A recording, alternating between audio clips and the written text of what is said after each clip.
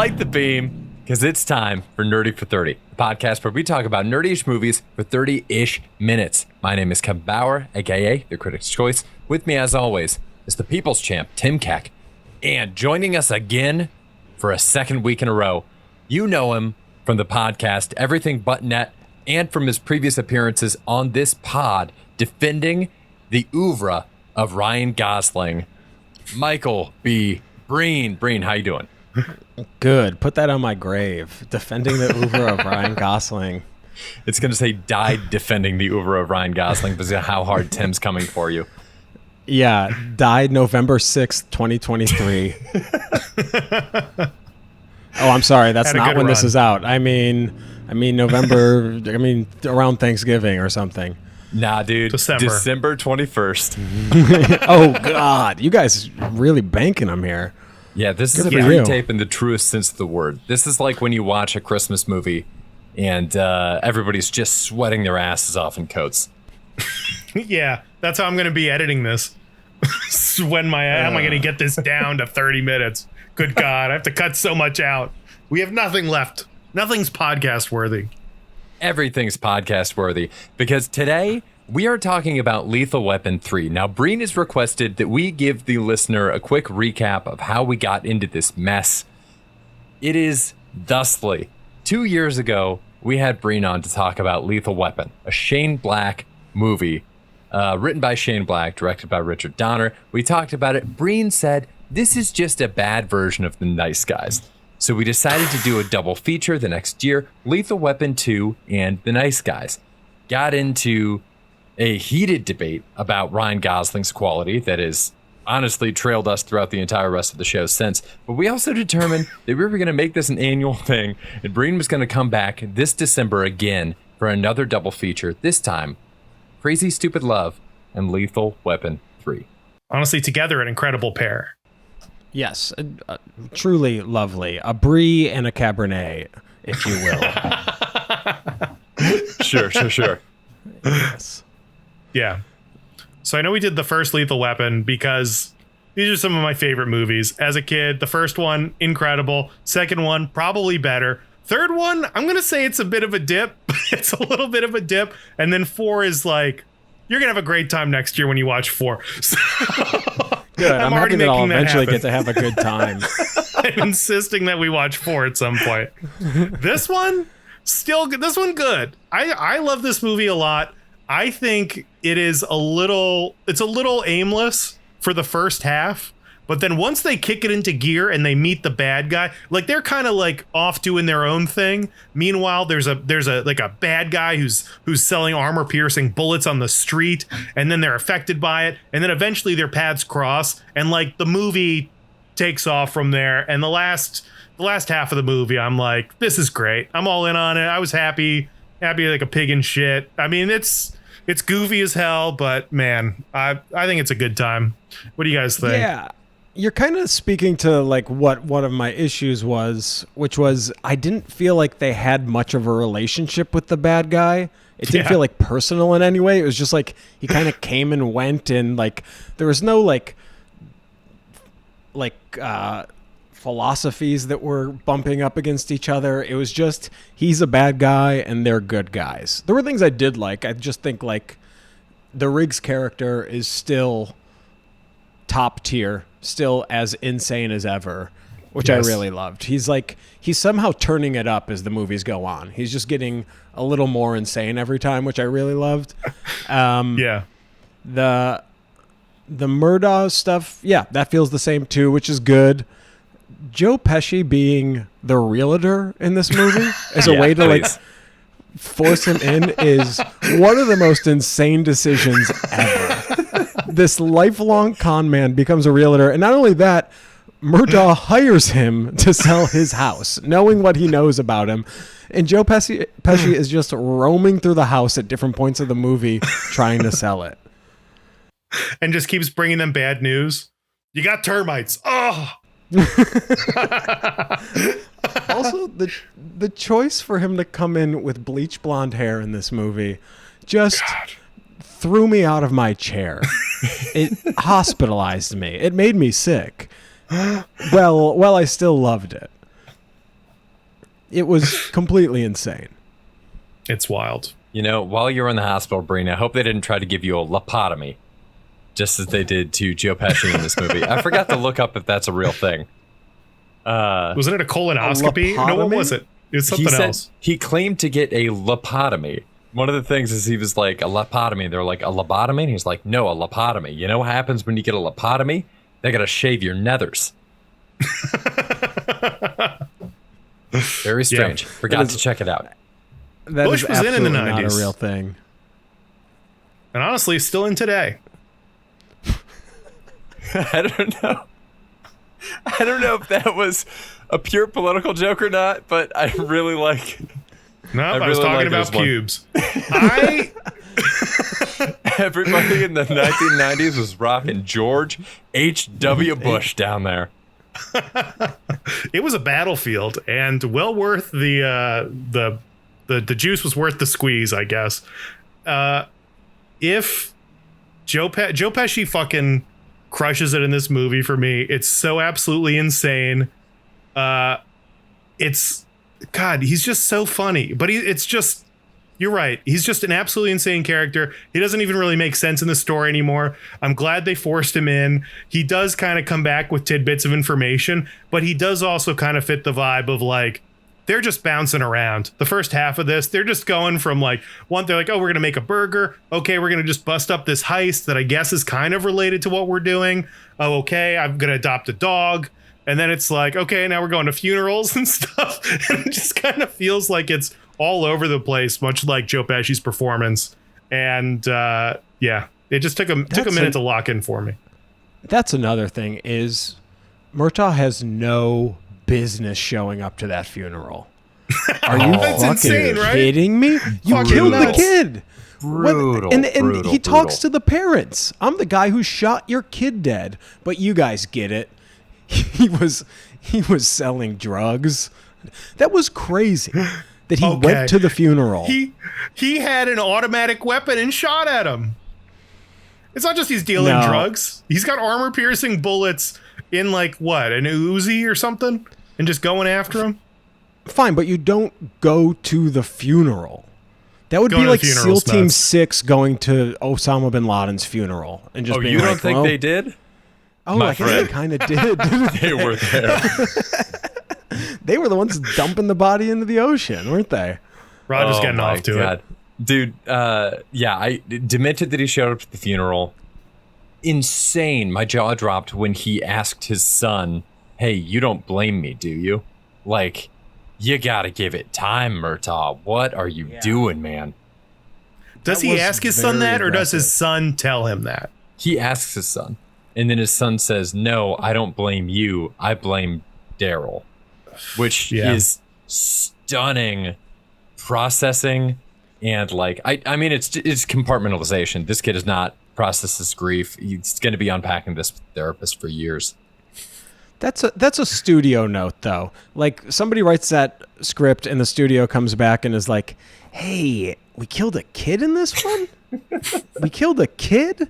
You can do it. We just got to make sure everybody is cool with it. And I mean everybody. His best friends, the parents, they all have to say good job at some point in the script if we're going to kill a kid. Oh my God, the dad's response too. What was the dad's response?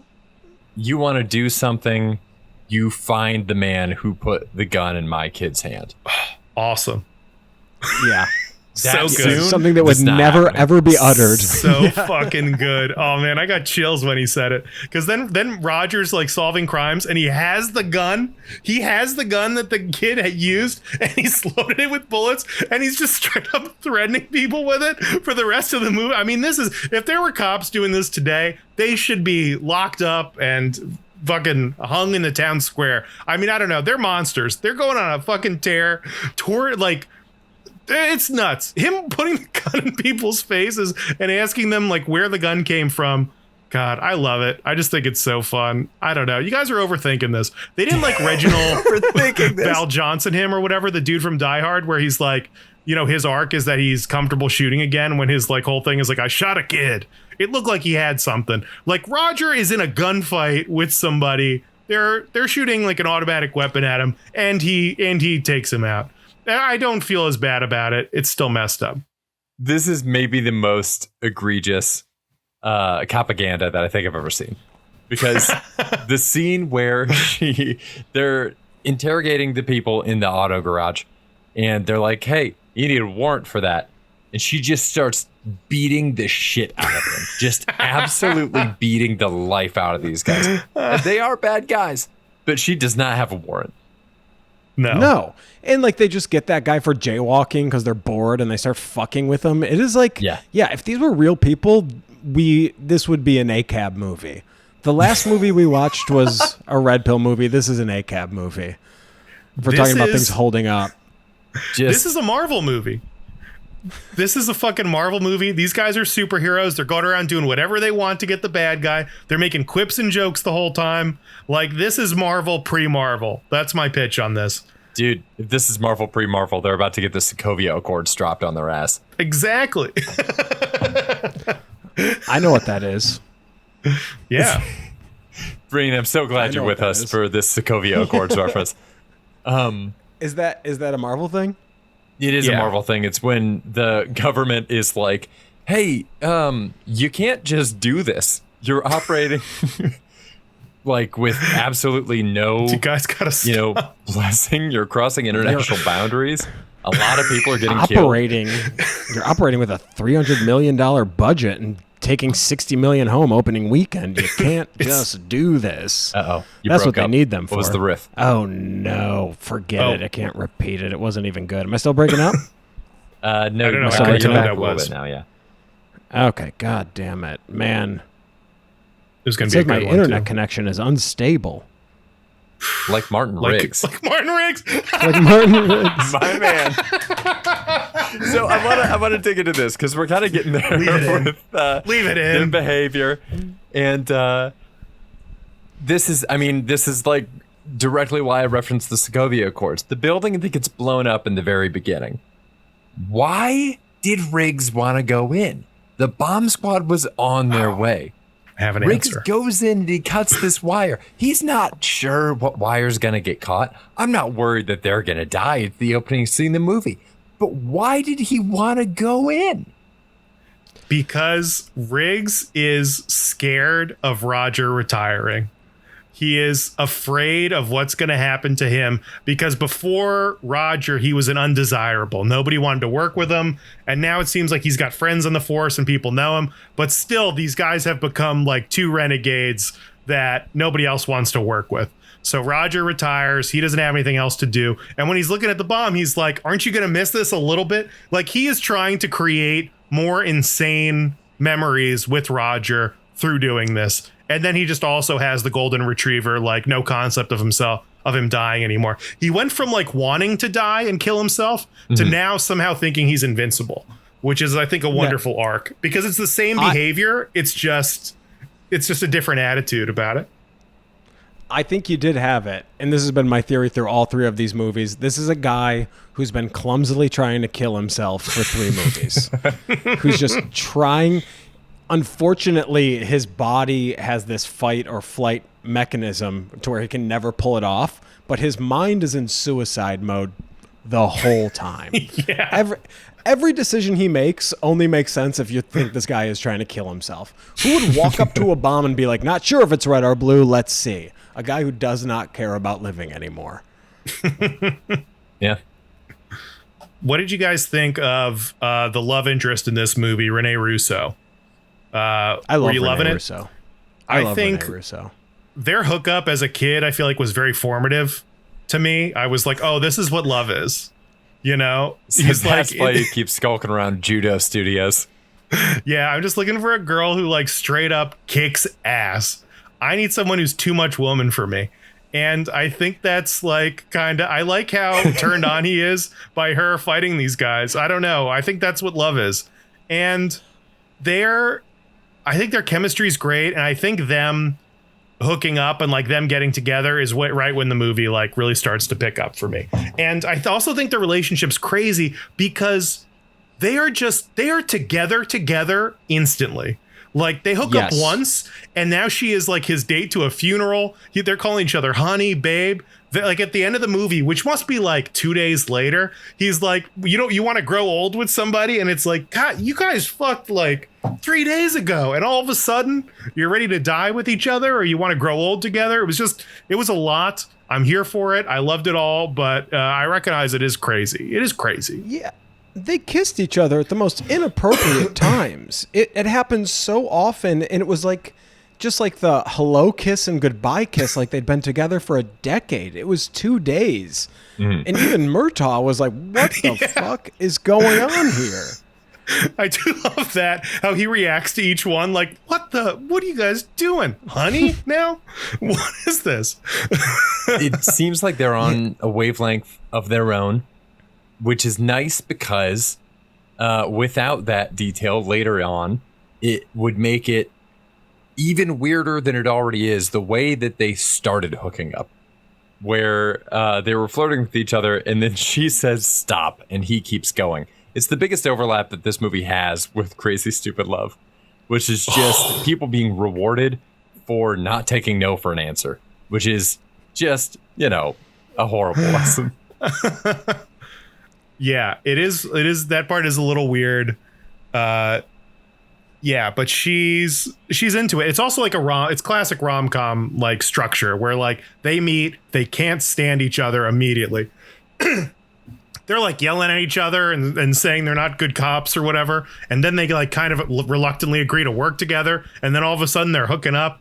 It's just like, it's like a rom-com in like 15 minutes. And I appreciate that. It does kind of feel like there should have been more. She works as a really good foil. She's internal affairs, and that is a position that we associate with being more traditionally like structured than anything we've ever seen from Riggs. So it seems like there should be more that they can do with how this movie's laid out and what themes we explore, where the villain of this movie is a dirty cop. He's not, I believe, a cop that we've ever seen in any of these movies before. No. Which is an interesting choice. The love interest is internal affairs, who's investigating this dirty cop. And Murtaugh's whole thing is that he really wants to retire, and Riggs really wants to keep him on the force by showing him how great police work is. How is this entire movie not circling back into this idea of the force, what it's like to be on the force, who you can trust on the force, what policing means to the community? Like, I don't feel like we got any of that. They bail on it so quickly, and it's like such a fun pull to have, to be like, you're a renegade cop and you've never really dealt with the repercussions besides your boss being like, you're on different duty. But if somebody from internal affairs is there, that's your actual livelihood. You could use your job. Charges could be pressed against you. Yeah. And like it's very fun to have that looming over you and trying to work beneath the surface of that reality. And it never happens. She just immediately joins them and is also like Navy SEAL level cop while working at internal affairs. It's crazy she trusts them. Isn't it? She's investigating crooked cops, and she's immediately like, oh no, these guys are fine though. And like, they're the ones. I also love that it's like known. They're like, oh yeah, you guys have like just destroyed the entire city like multiple times. And it's just like, and they're like, yeah, that's what we do. And it's like, what do you mean that's what you do? You've caused millions of dollars. You've done more harm than good. They have. They just undeniably have caused more damage than they've saved. And I can't get enough of it. I love it. I will. My biggest beef, though. Sorry, what were you going to say? I was just going to say on that we already talked about the do you have a warrant, and the woman from internal affairs just starts beating on a civilian for asking for a warrant. It's insane. But go on, Tim. But they're bad guys, so it's okay. One of my biggest beefs in this is Rene Russo has the ugliest fucking sweater on for that whole section. It's like I gotta look it up. It's an old woman. It's like something your grandma would make for herself. It is like a Christmas sweater. It's unfucking believable. And she's wearing it while she's kicking ass and fighting these guys. I think it's absolutely insane. And then they start hooking up. When they start hooking up, that sweater comes off because they're like, okay, now we need that sex appeal. And did you find it, Breen? Talking about this sweater vest? It's like a button. Yeah, it's like a sweater vest, but it looks like it's knit. It's like a cardigan type thing. Yeah, it's got like little flowers on it or something. Yeah. Yeah, I mean, it's cool as fuck, actually. But I get why you don't like it. Yeah, it's nice. It seems like somebody handmade that. It's pretty. If I saw somebody wearing that, I'd be like, where the fuck did you get that? I think Tim nailed it. I think her grandma made it for herself, and then she passed, and Rene Russo got to take it. I think that sweater vest is this movie's equivalent of Rene Russo taking off her glasses, and actually she's beautiful. As soon as she takes the sweater vest off and starts showing him scars, Martin Riggs is like, oh, actually, she slaps. Yeah, that is true. I think there's a giraffe on the sweater. Oh, my God. And there's an American flag patch, too. Are you fucking kidding me? This sounds like Ralph Lauren Polo, honestly. Yeah, this is a nice piece. There's a lot going on, though. Yeah, I get it. Her and Riggs look incredible at the funeral.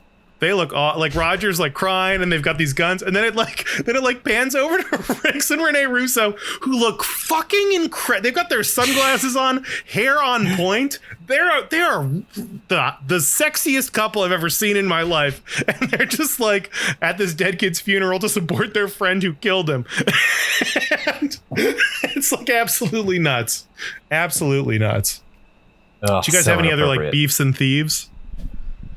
Yeah, let me see here. I liked the idea of like this probably doesn't happen in the next Lethal Weapon, but I'd love it if they did if they pulled a Mike Myers and let Joe Pesci play every character. Like him in that blonde wig was like, oh, we could do something fun there. I really like to see him as Murtaugh. He'd be good. I liked the pouring the guy in concrete and how long it took. I thought that was kind of funny. It like wasn't that smooth or quick. He just kind of like was rolling around and it wasn't done, and they were having a conversation while he was still getting it poured on. And clearly the actor had to just stop moving at some point because it would have been too much. The guy had no fight in him, and I liked it. It's such a badass villain intro, I think, because it is just slow and arduous and just keeps going. It's very cool. That really terrifies me. The fact that this probably has really happened to a lot of people. Oh, for sure. For sure. Oh, yeah. All the mobsters work construction. You know, like there's so many bodies in these New York buildings we're near. I think probably. I think you're probably right. I do think the bad guy in this, his motivation is weird. Because they're like, why are you doing this? And he's like, what am I supposed to do? Retire? You're like a cop and then I have to retire? Retirement's boring. But the whole time I'm thinking, wow, Roger's like got this mansion. He's got 4 kids that want for nothing. He's got a boat. He's living pretty well. And then he's going to get a damn pension. Like this cop thing is a sweet gig. These guys have it made. I'm like, this dude is loaded if he retires in the LAPD. I wish I could. It seems crazy that his whole motivation is like, I don't want my pension. I want guns on the street again. Yeah. Yeah, I don't know what he was after. He was he's one of my least favorite villains ever. There was no fear from him. I was not a fan. I was confused as to what he wanted all the time. The things he did were never that like scary, and the set piece choices were weird, like going to that hockey game just to find him without any backup for some reason, knowing that he just hangs out in plain sight at a hockey game. Like you'd think with something like that, oh, there's a bomb under the ice or something, or the puck is a bomb, like something like that. But it's just they're looking for a guy, and then they goof around on the ice for a little while. Yeah. There's not a really good chase. He disappears. Yeah. No, the chases are kind of weak, too. There's that motorcycle chase that kind of comes and goes quickly without a whole bunch of action. And the final death, I thought was so boring. Yeah. Him shooting him with the bullets that he put on the street? Well, no, isn't it that he pushes him in with the I don't know tools because I'm not a real man, or like bulldozer, or like construction stuff. Yeah, he takes the bulldozer and just like pushes it into the burning house, and he's dead. Isn't that how that goes?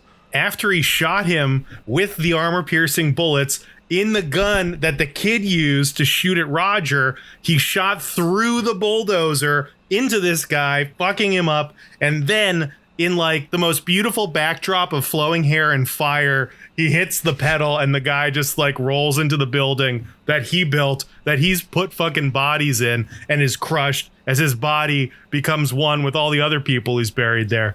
I think it's poetic in a way. We put a hat on a hat. What killed him? The bullet or the bulldozer? Classic too conundrum. much. You know, like you get mauled by a bear, then you die from an infection in the hospital. Did the infection kill you, or did the bear? Huh? Yeah, it's a complicated legal question. Did I sleep with this bear's wife? You did. Yeah. Okay. I don't know why I'm trying to make a call back to another episode where we talked about having to fight a bear. I was like, I don't know, is this bear mad at me? Is he like, Tim, is he for like the duration slept of this with my podcast, wife's bear? Assume all bears are mad at you. You slept with the bear's wife, and it was a really popular couple. You broke up a couple that all these bears loved. I want sleeping with the bear's wife to be just a running bit on the show. What bear?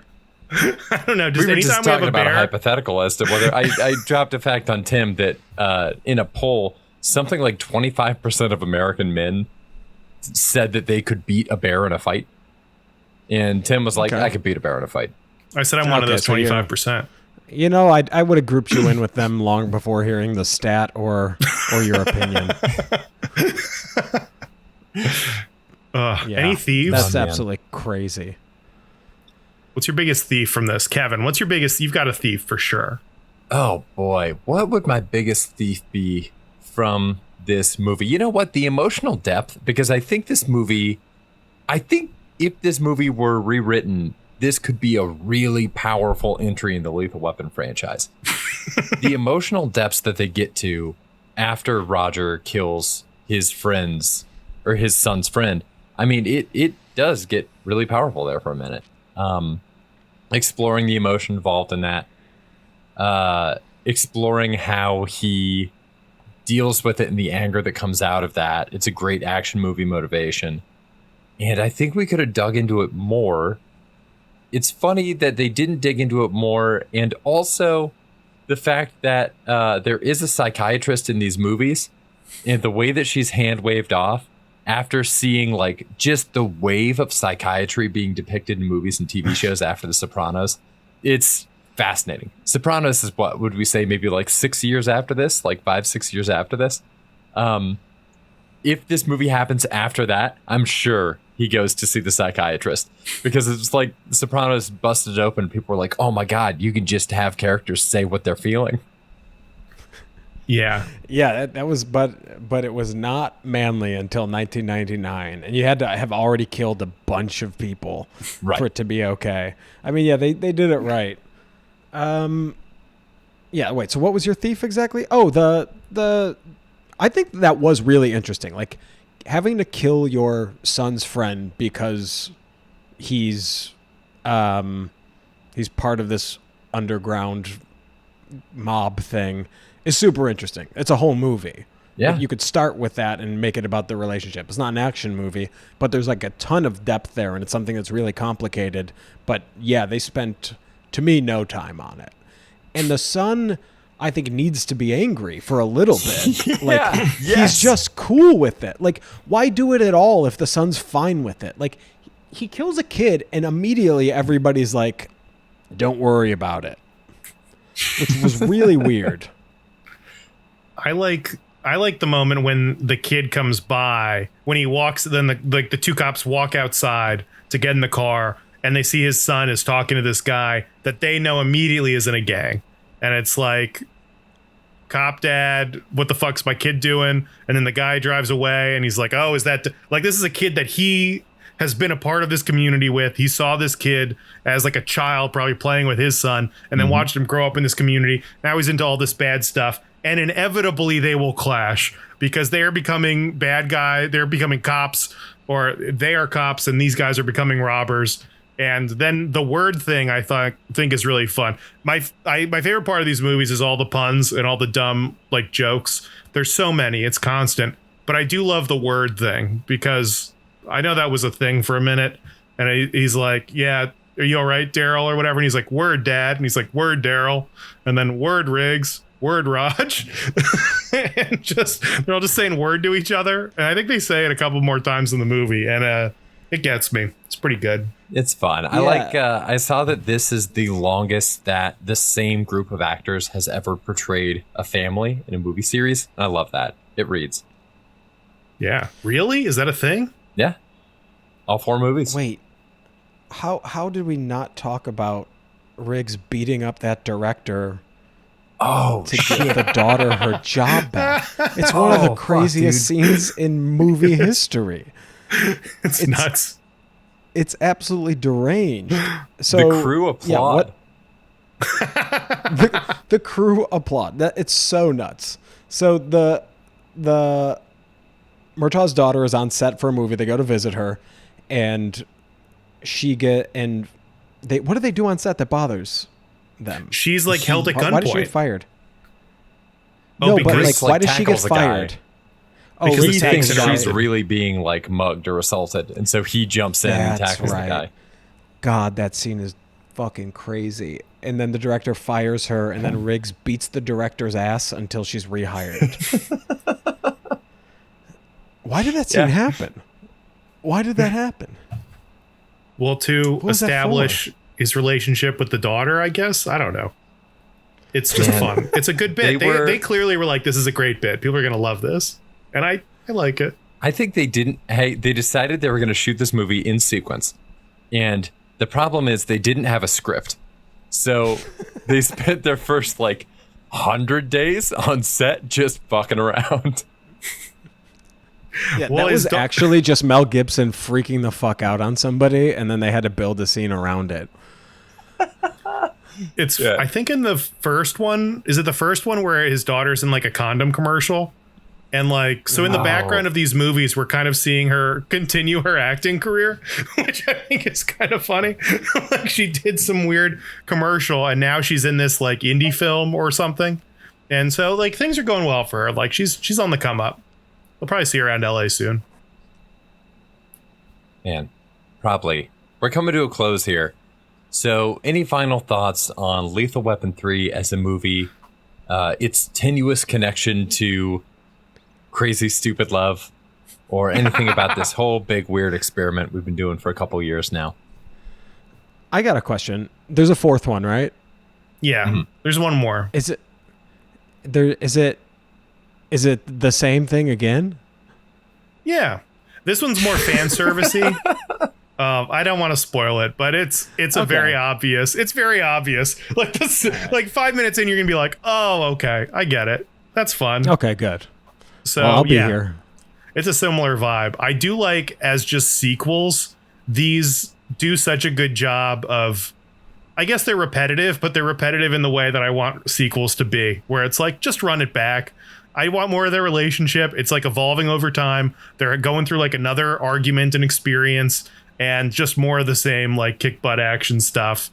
And it's a relationship between two men who are family more than friends. And I'm a sucker for it. This is what a buddy cop is. Buddy cop, the greatest genre of all time.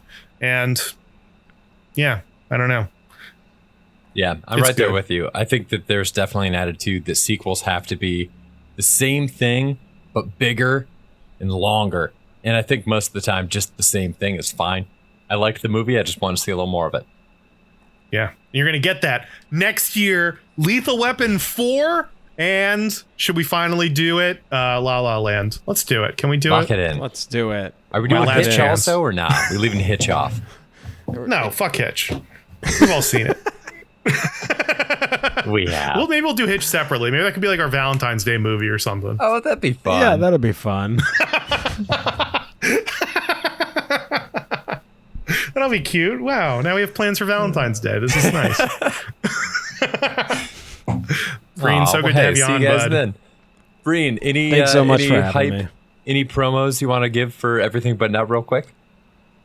No, that's the name of it. New episodes come out on Friday. It's just 3 guys that like don't really care about sports talking about them, which leads for you'll hear it. Thanks. Hell yeah. Hey, that's almost what this podcast is.